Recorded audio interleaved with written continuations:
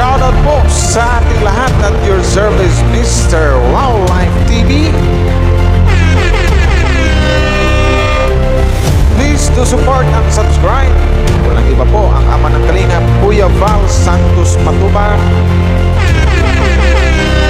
Boss Kalingap Rap, at ating Inna Vlogs. At please do support sa lahat po ng mga Kalingap charity vloggers or Kalingap partners. Once again, at your service, Mr. Wildlife TV, your Mr. Goodbye.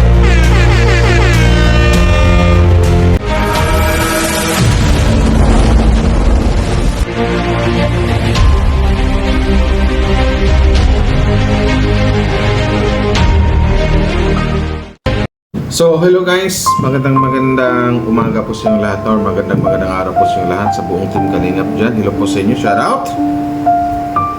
Ang inyong lingkod, Wildlife TV to service. So yun na nga, mayroon tayong re-reactionan ngayon about dito sa mga isyong, alam niyo naman, alam niyo kung anong issue ngayon dito sa Enjoy. Pero bago tayo magsimula guys, shoutout po muna sa inyong lahat at supportahan po natin. Support po natin ang buong team Kalingap, Kuya Val Santos Matubang, Kalingap Private na Vlogs, at saka sa lahat ng mga Kalingap Reactors, Kalingap Charity Vloggers. Maraming salamat sa mga nag-like and share, no? At saka shoutout sa lahat ng mga fans ng Dan Joy dyan, mga fans ni Joy. So yun na nga, lingid naman sa ating kaalaman na marami talaga ngayon ang nagkaroon ng tampo or galit sa kay Kalingap Dan. So ando na yung marami ng mga issue, dami nang nagko-content, dami ng mga reactor ng kanya-kanyang about sa mga issue nangyari ngayon. So yun na nga, ang gusto ng karamihan talaga na magsalita na ang isang Kalingap Dan about dito sa mga issue ipinupukol sa kanya or sa mga issue nalalaman ngayon dito sa Kalingap community. Na alam natin na hindi to basta-bastang issue, gaya ng sinasabi ko sa live ko na masilang issue to guys. Kumbaga nito, very sensitive na issue to. So wala namang ibang pwedeng magsalita nito at hindi pwede ang Team Brooks, hindi pwede yung ibang tao magsalita kahit pa kasi ang buong nakakaalam ng kwento nito wala namang iba kundi or ang sangkot sa issue na to wala namang iba kundi si Kalingap Dan. So, dami nagsabi na magsalita na daw sila ni Kalingap Rab, Kalingap Dan, kasi ganyan. About naman sa issue, ang magsalita talaga ito, walang iba, kundi sa Kalingap Dan kasi sila nakakaalam. Si Kalingap Rab naman siguro, kay Kalingap Rab natin malalaman kung tuloy pa ba ang Danjoy or hindi na, kasi kumbaga kasi may mga Danjoy fans dito na sabi ting nag-move on, yung mayroon ding mga fans ng Danjoy na hold on. So kasi yung iba nag-move on na ando na nga na alam nila na wala ng Danjoy kasi na nga ando na talagang tumatak sa ilang kaisipan, hindi mawala na sabing aniloko ni Dan si Joy, etc. Sobrang nasaktan sila kasi doon kasi sa latest vlog ng Danjoy masasabi natin na maayos naman yung dalawa. So yung ibang fans naman na hold on, na umaasa pa rin na matuloy ang Danjoy. Kasi kahapon, ang daming umiyak nung nag-comment na si Kuya Val dun sa live ni daw officially wala na yung Danjoy, may hinto na.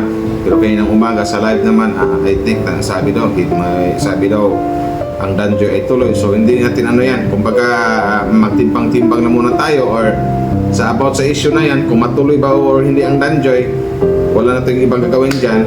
Hintayin natin kung ano ang magiging announcement or decision ng isang Kalingap Rab.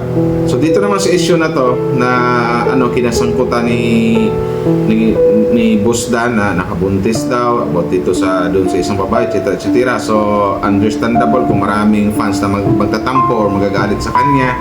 So marami din umiiyak, maraming hindi makakain. Actually may tumawag kanina kay Miss Im's Live na bago nag-live ng Miss Im's Live na kumahagulhol talaga, umiyak, sobrang nasaktan siya sa manangyari niya sa Danjoy na something like na ayaw niyang mangyari na mawala ang Danjoy ng tuluyan kasi yun yung kanyang stress level.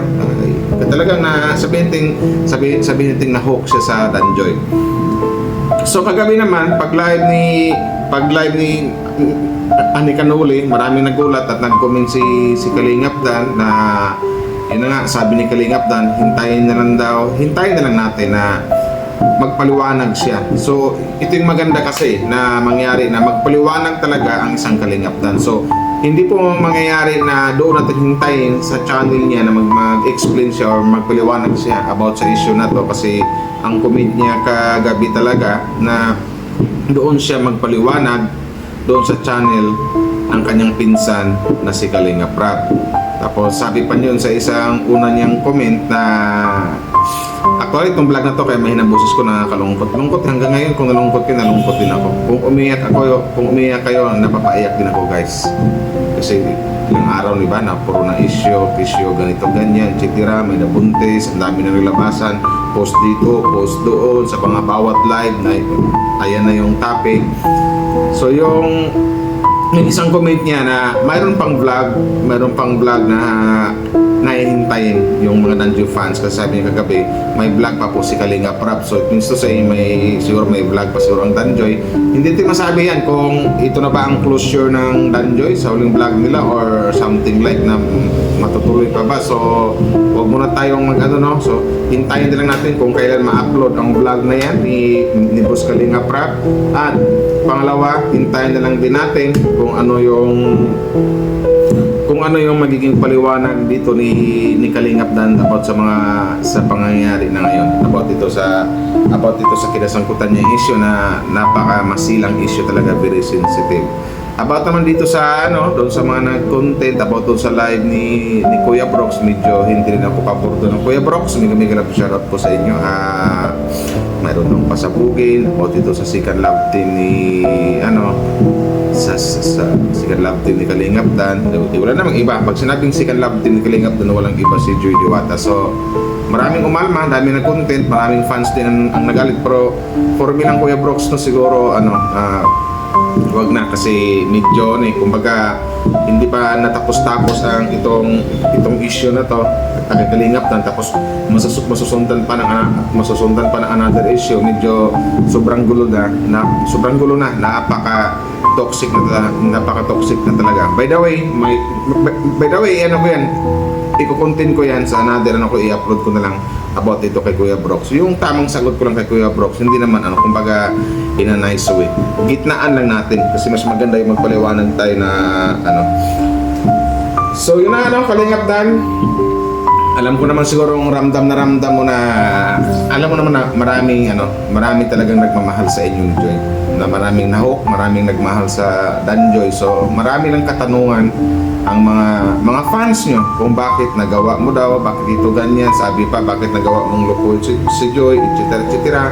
Ang dami daming umiyak, daming hindi makatulog, daming hindi makakain. So pinaka the best way talaga dito Kalingap Dan, shoutout si Kalingap Dan, pinakihintay nila at pinakamagandang gawin talaga para matuldo ka na ang issue na to. Hindi na, kasi sobrang haba na, ilang araw na yung paliwanag mo talaga. So hihintayin na lang ng mga Danjo fans, hintayin nyo na lang sa channel ni Kalinga Prab ang paliwanag ng isang Kalingap Dan. So gaya na sinasabi ko, please no bashing na po, wag na po mang-bash, wag niyo pong i-bash si Kalingap Dan, wag na po kasi sobrang toxic na guys, no. So ang dapat natin gawin, kasi mayroon namang may mga dahilan yan. Anong rason? So yun yung hintayin. Anong rason kung bakit nagawa ni Kalingap Dan to? Kumbaga wala pa tayong kumpletong kapaliwanagan dito sa about sa issue na to, kasi hindi pa nagsalita ang isang Kalingap Dan. So much better talaga na hintayin na lang natin yung paliwanag ni Kalingap Dan. At yun na nga, mayroon pang vlog. Alam ko may vlog pa ang Danjoy, kasi yan yung comment niya sa live ni Kanobi. Dito lang kasi sa pangyayari nito, sobrang naawa ako sa mga Danjoy fans na sobrang mahal ang Danjoy. Maraming umiyak, gaya ng sinabi ko kanina. May nagtawag may tumawag kay Miss Sims Life bago live si Miss Sims Life na humahagulol talaga siya, sobrang iyak. Kung alam ko naka-record yata yun, i-content ko kayo i-upload ko na lang para marinig nyo. Baka sabihin nyo, gawa-gawa lang namin ni Miss Sims Life. Kahit nga si Miss Sims Life, simula nung nag-live siya, napaiyak ka na si Miss Sims Life. Kasi kung nasaktan din kami. Kung nabigla rin kami sa mga pangyayari. Kasi alam kasi natin doon sa latest vlog ng Danjoy, masaya sila Ando na yung lahat tayo kinilig, nag-react pa ko na lahat tayo, nagkiligan tayo, tapos sa isang ganun lang, sa isang iglap lang na, sa isang pangyari lang, sa isang pitik lang na biglang bago ang lahat, biglang bagong ihip ng hangin na naglalabasan na yung na may nabuntis sa Kalingap Dan o ganyan, about kay Little J. So, medyo daming na-shock. Ang daming anong nangyari? Bakit dito ganyan? Di ba? Kasi, sa totoo lang kasi, ang dami kasi nagmamahal sa Danjoy, di ba? Hindi naman doon sa live ni Marzano, ang daming umiyak. Nung nag-live din ako, napilitin ko mang i-good vibes para magpatawa, pero hindi ko rin nakayanan. Nadala rin ako sa iyak, lalo na yung kumanta ako na yung mga theme song ng mga Danjoy, mga background music na kinanta ko. Mas ang daming umiyak, so ang daming umaasa. May nag-hold on, may nag-move on. So yun. So maintindihan ko yung mga nag-move on na nakaramdam silang galit, tampo kasi may mga nalaman silang issue, ganito, ganyan, bakit ginawa din, nakaramdam silang galit. Bakit pa sila nagalit? Kasi mahal nga nila ang Danjoy. Yun. Kung hindi sila makapaniwala na kung bakit nagawa ng isang Kalingap Dan to. Pero lagi ko naman sinasabi na wag kayong mang-bash. Wag nyo i-bash si Kalingap Dan. Ang bukod tanging magawa na lang natin dito, hintayin natin ang kanyang paliwanag, di ba? Yun lang. Doon naman sa mga nag-hold on, andun yung mahal na mahal talaga nila ang Danjoy. Gaya kanina sa tumawag kay Miss Inflight, ang gusto niya, ayaw niya mawala ang Danjoy kasi sobrang mahal nga daw niya ang dalawa, si Dan at saka si Joy. So, yun. May nagsabi pa na pag tuwing live ko, may nagsabi na yung dalawa daw na nag-unfollow na daw sa isa't isa, sa IG, ito ganyan. Ang dami na. So, kasi hanggat hindi magsalita si Kalingap Dan, itong issue na to, hindi ito matapos-tapos, lalong-lalo na yung mga fans. So, nawalan ko sa mga fans. So, hanggat maaari sana, magsalita na si Kalingap Dan para matapos na mabigyan na ng kalimunagan itong mga isyong kinasangkutan na yun. Kasi, ang daming ang daming nangihinayang na mawala na lang agad ang Danjoy. Wala kasi ang alam kasi nila talagang nagmamahalan. Talagang alam nila na nagmamahalan yung dalawa. Mahal na mahal ni Dan. Ang alam nila mahal na mahal ni Dan ang isang Joy. Alam nila mahal na mahal ni Joy ang isang Dan. Kumbaga nagmamahalan nga yung dalawa, mahal ang isa't isa. So medyo hindi pa matatanggap ngayon ng ibang mga Danjoy fans na biglaan na lang sa isang iglap mawala na lang ang Danjoy. So naawala ko sa mga fans kasi yung iba di makatulog, di makakain, naging puyat, yung iba namamaga na yung mata sa kakaiyak, pang 2 days yata or 3 days, tapos dagdagan pa ng mga issue, bakit ganito, ganyan, sabi pa ni Kuya Brooks na merong pasabog. So by the way, sa next upload ko yan yung bigyan natin ng linaw, yan yung i-content natin guys. In a good way, in a nice way, kasi ganun ako mag-content, hindi naman ako nang-aaway. Ang inaaway ko lang yung mga basher. So yun about naman kay Joy, pag-defend ko kay Joy, tuloy-tuloy yan, hindi yan mawawala. Masagasaan ako kung sinong masagasaan. Basta ang alam ko, pag tama, doon din sa tama. Pag mali, dikdikin natin. So yun. So yun na guys, ulitin ko lang, nag-commit na nga kagabi si Kalingap Dan sa live ni Kanuli. Unang-una sabi nga niya mayroon pang vlog si Kalingap Rap, so it means na mayroon pang upload sa Danjoy. So hindi natin masabi kung ito na ba yung pinakahuling vlog, ito na ba yung closure or something like baka naman matuloy-tuloy pa ang Danjoy. So hindi pa natin alam, depende na lang yan sa upload ni Kalingap Rap about dito sa Danjoy. So pangalawa, ang hintayin na lang natin yung pagpaliwanag or pagsalita or pag-explain ng isang Kalingap Dan sa channel ni Kalingap Rap. Batay na rin yan sa comment niya kagabi sa live ni Kanuli, isa sa mga big sponsor ng Danjoy. So yan guys, panawagan ko lang po ulit, please lang, wag nyo i-bash si Kalingap Dan. Hintayin natin yung kanyang explanation, yung kanyang paliwanag. Please na, wag nyo nang kasi masyado na pong toxic. Marami na pong nasaktan, marami na pong umiiyak, maraming mga sugat ang puso ngayon ang mga Danjoy fans. So stop bashing na guys kasi ulitin ko po masyado na pong toxic. So wait na lang natin guys yung paliwanag ni Kalingap Dan sa channel ni Kalingap Rap, at saka isa pa, meron pa tayong hintay na may vlog pa daw si Kalingap Rap dito sa Danjoy. Hindi natin alam kung ito na ba yung panghuli, ulitin ko, ito na ba yung panghuling upload sa Danjoy or something like baka matuloy-tuloy pa. So wait na lang natin. Let's wait and see. About naman dito sa mga issue na may nabuntis na ito ganyan, na may nabuntis na si Kalingap Dan, well, I don't know.